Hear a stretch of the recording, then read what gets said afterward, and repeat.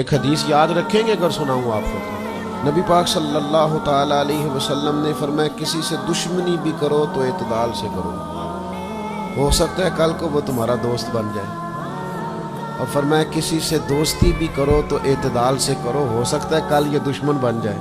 یہ جامع ترمذی میں حدیث ہے۔ اعتدال کا رستہ نہ چھوڑو، معتدل رہو، سارے راز ہی دے بیٹھنا، ساری باتیں پہلے کر لینا اور اعتراض کرنا، اب تو شکوے بھی پھر سارے ہی کر لینا۔ دوست کو اس کی کمزوریوں کا بھی پتہ ہوتا ہے، وہ ساری کمزوریاں بھی اس کی بیان کر لینا، اس کو بھی بتانا، اس کو بھی بتانا، اس سے بھی ذکر کرنا، تو یہ انداز درست نہیں ہے۔